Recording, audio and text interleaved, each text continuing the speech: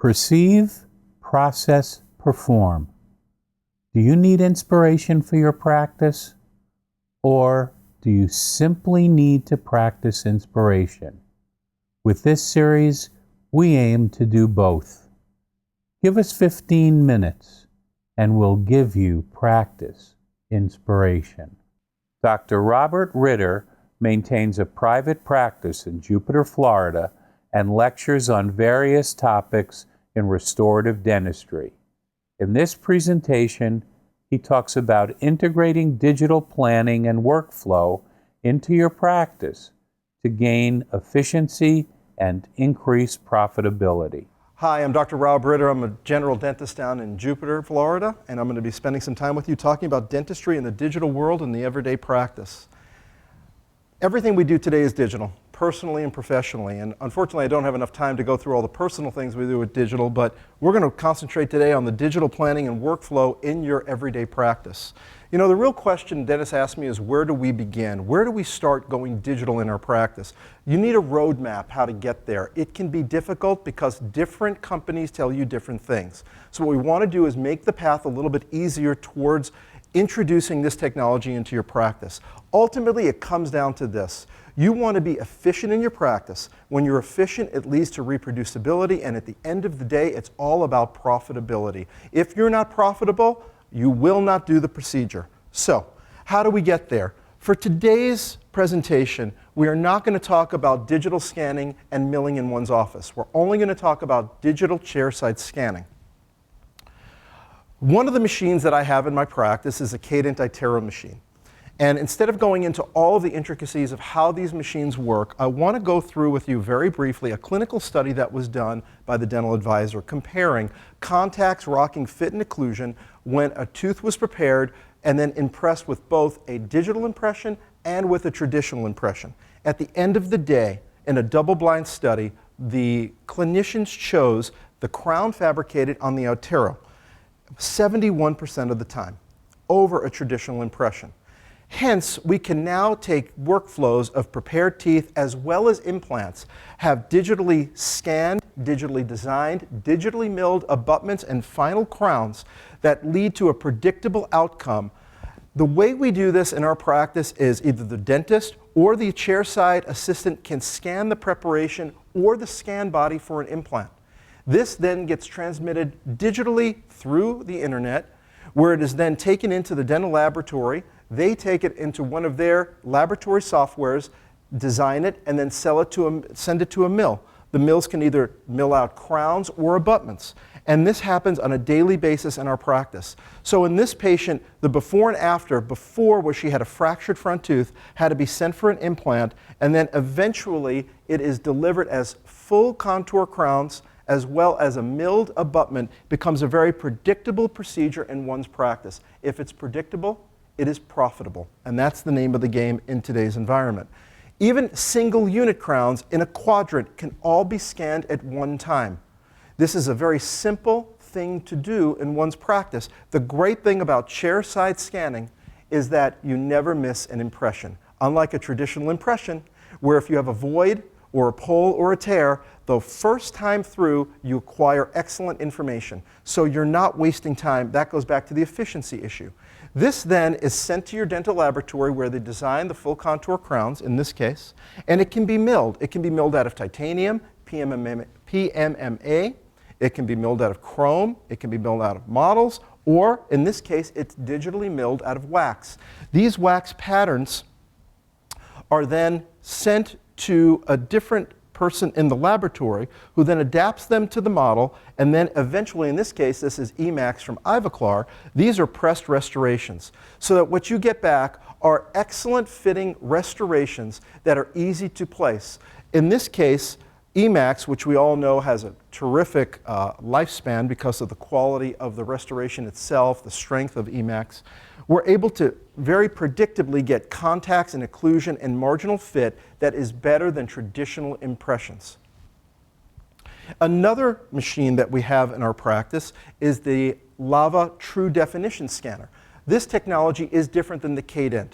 The Cadent system worked on taking images and stitching them together. The way that the true definition scanner works, it's a movie. It's taking information and assimilating it all at one time. So this movie, though, is all done with acquisition of powder.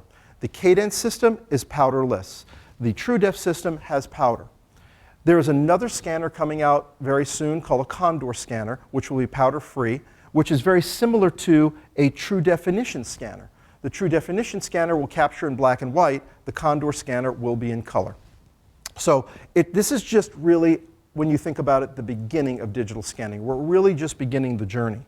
Now, what the study that was done initially with the iTero was then duplicated for the true definition scanner. Same thing. They evaluated contacts, rocking, fit, and occlusion.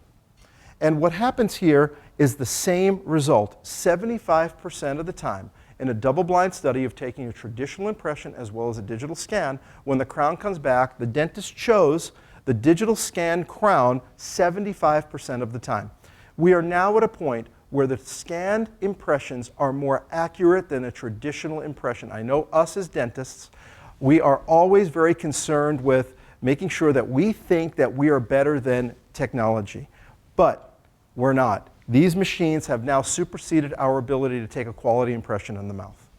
So, knowing all of this information, how do we use it in our practice? In our practice, my chairside assistant will go ahead and scan our patients for us. It's a very predictable and reproducible way of taking these impressions and sending the information digitally to our different dental laboratories.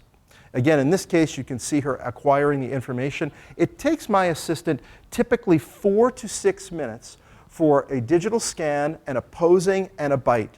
So while it might not be less time than taking a traditional impression, what it does allow us to do is capture the information the first time, quality. It allows me to leave the operatory and check other patients while this is going on, so my efficiency model in my practice is at its best. I'm going to go over now what we can do with these scans. This scan is taken from the True Definition scanner. It is then sent to our dental laboratory and imported into one of the 3 different types of laboratory design software. One of them is 3Shape, another one is Dental Wings, and the third one is ExoCAD. In this case, the True Definition scan was taken, the position of the implant was then superimposed, and then a digitally designed abutment was fabricated. In this case, it was a 100% zirconium abutment with a full contour Emax crown made out of lithium disilicate. What's amazing is when this process began, we were able to fabricate the abutment first, and then when you fabricated the crown off of the initial model, it fit the abutment perfectly. Hence, it reduced the stress and the amount of time in the dental laboratory. I'm going to go ahead and show you one last application utilizing these technologies. In this case, a patient came in who had cracked tooth syndrome on the lower left side of her mouth. Basically, I think we can all see that she has very large existing amalgams that need to be replaced. And once we have to go past 1 or 2 cusps, it becomes full coverage restorations. Today, we're able to do 100% zirconium restorations that are every bit as good as gold. The difference being they're tooth colored and they're easily cemented. So this technology lends itself perfectly with this type of dental restoration. So in this case, what we're going to do for the patient is we're going to go ahead and prepare 4 of those teeth for a quadrant of single unit restorations. What we do, utilizing different dental materials, is we can take a very inexpensive triple tray. It's about $1/4. And utilizing a clear bite registration material, we can capture the teeth before they're prepared to make a very easy and reproducible matrix. We go ahead and prepare the teeth. We remove any of the old restorations, making sure we remove any decay. We can go ahead and adhesively bond and do foundational core buildups and prep these with proper retention and resistance forms. This technology will not supersede the need for good prosthodontic principles. It's still about making you a better dentist, and I truly believe that the digital scanning does make you a better dentist. So after the 4 teeth are prepared, and whether you use a diode laser to create soft tissue troughing or lay down traditional cords, you'll go ahead and have your assistant scan, or if you want to scan the preparations and then she scans the opposing and the bite, whatever workflow works for you in your practice is appropriate.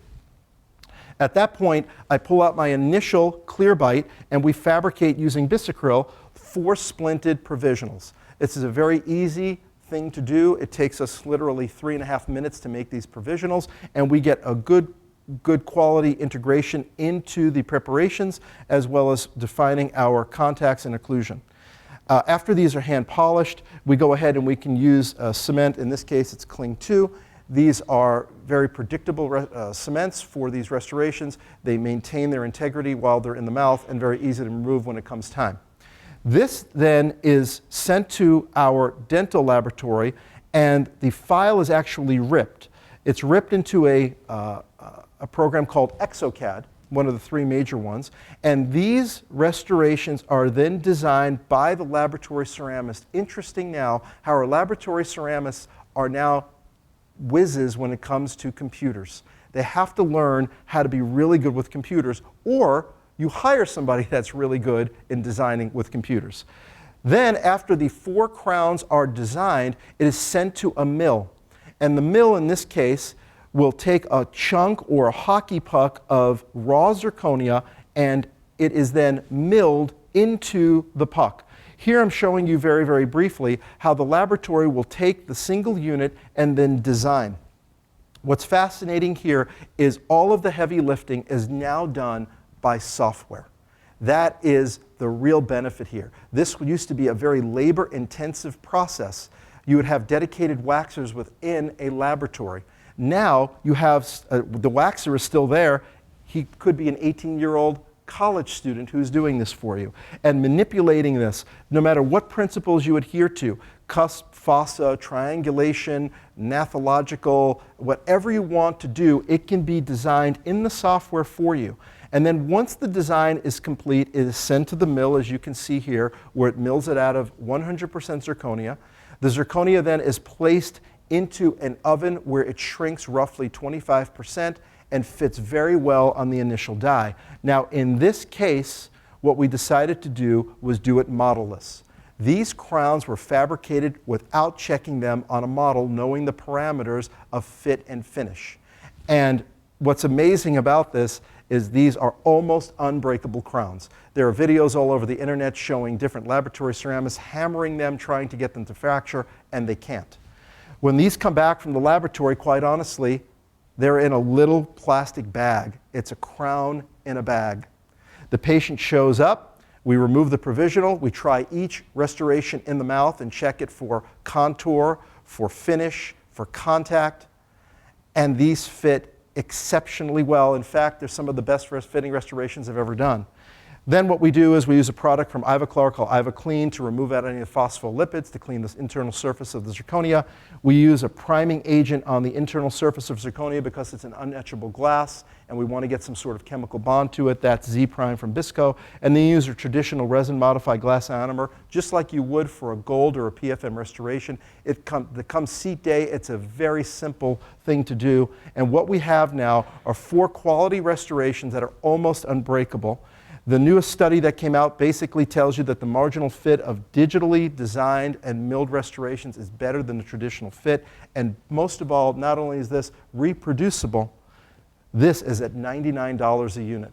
So if you want to maintain your margins and be profitable in your private practice, this is where the technology will help you. Technology will make it easier, faster, and less expensive to provide a better quality restoration and a better experience for your patient. I have to tell you, this has transformed my practice. Every patient now leaves my practice thinking that we are the most advanced dental practice in the area, and that leads to increased patient flow, increased happiness for the patient, and decreased stress for the dentist. So I hope that this presentation gives you an insight into where we're going with digital dentistry. I've just scratched the surface. It's bigger and better every single day. I want to thank you very much.